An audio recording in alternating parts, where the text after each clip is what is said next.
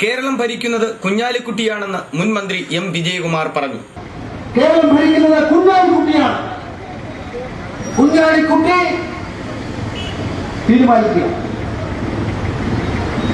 ഉമ്മൻചാണ്ടി ഉത്തരവ് കൊടുക്കുക. ഇതാണ് കേരളത്തിലെ ഭരണം എന്ന് പറയുന്നത്. എല്ലാ ഭരണ സംവിധാനത്തെയും നിയമ സംവിധാനത്തെയും എല്ലാം വെല്ലുവിളിച്ചുകൊണ്ട് അതാണ് കേരളത്തിൽ നിന്ന് നടക്കുന്ന ഭരണം എന്ന് പറയുന്നത്. പ്രതീക്ഷിക്കാതെ വിജയിച്ചു, പിന്നെ ഭ്രാന്തമല്ല, ഭ്രാന്ത് പിടിച്ചിരിക്കുക.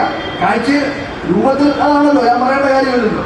ഗുരുതരമായ ഒരു പ്രശ്നമാണ്. ഇതാണ് ദേശീയ തലത്തിലെ പ്രശ്നങ്ങൾ. വിലക്കയറ്റം, അതേപോലെ ഈ ജനങ്ങളെ ദ്രോഹിക്കുകയല്ല, അതാണ് ഈ രാജ്യത്ത് ഉണ്ടായിക്കൊണ്ടിരിക്കുന്നത്. ഒരു ഭാഗത്തെങ്കിൽ മറുഭാഗത്തോ നമ്മുടെ രാജ്യത്തെ കൊള്ളയടിക്കുന്ന രൂപത്തിലാണ് അഴിമതി. അഴിമതി എന്ന് പറഞ്ഞാൽ പോരാ, അഴിമതി മുമ്പും ഉണ്ടായിട്ടുണ്ട്.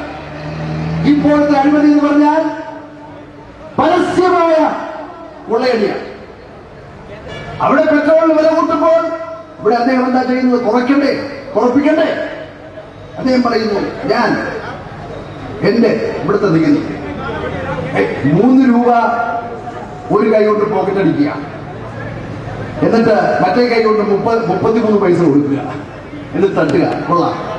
ഇതാണ് ഉമ്മൻചാണ്ടി കേരളത്തിൽ ചെയ്യുന്നത്. പെട്രോളിയം ഉൽപ്പന്നങ്ങൾക്ക് ഉള്ള വില നിയന്ത്രിക്കാൻ ഒരു നടപടിയുമില്ല എന്നും പിന്നെ ഇതിനായി പാർലമെന്റിലെല്ലാം കൂടുന്നത് 2 വർഷത്തിനുള്ളിൽ ഉള്ള കാര്യമെടുത്താൽ ഭയാനകമാണ്. ഏകദേശം 10 ലക്ഷം കോടിയുടെ 10 ലക്ഷം കോടി 2G സ്പെക്ട്രം 1,76,000 പിന്നെ 600 ഉണ്ട്. അതൊക്കെ വിട്ടുപാടില്ല. 1,76,000 തന്നെ നമ്മൾ പറയുന്നത്. അത് എണ്ണി തിട്ടപ്പെടുത്താൻ തന്നെ സാധിക്കും. ഇതല്ലേ നമ്മുടെ രാജ്യത്ത് നടന്നുകൊണ്ടിരിക്കുന്ന. കോൺഗ്രസ് ഇന്ന് പ്രതികൂട്ടില്ല. കേന്ദ്രം ഭരിക്കുന്ന കോൺഗ്രസിന്റെ അവസ്ഥ എന്താ?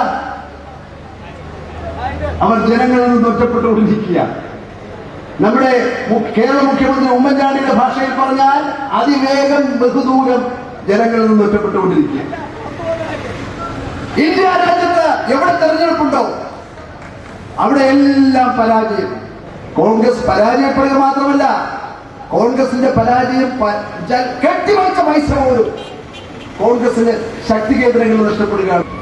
ഒരു ബൂത്തിലെ വോട്ടിന്റെ ബലത്തിൽ കയറി ഇരിക്കുക. രാഷ്ട്രീയമായ ഒരു വിജയമല്ല UDF ഉണ്ടായത്. മുഖ്യമന്ത്രി തന്നെ അഴിമതിക്കാരനാകില്ല. കേരളത്തിന്റെ ചരിത്രത്തിൽ ഇന്നേവരെ ഉണ്ടായിട്ടില്ല. കുറ്റാരോപിതനായ ഒരു മുഖ്യമന്ത്രി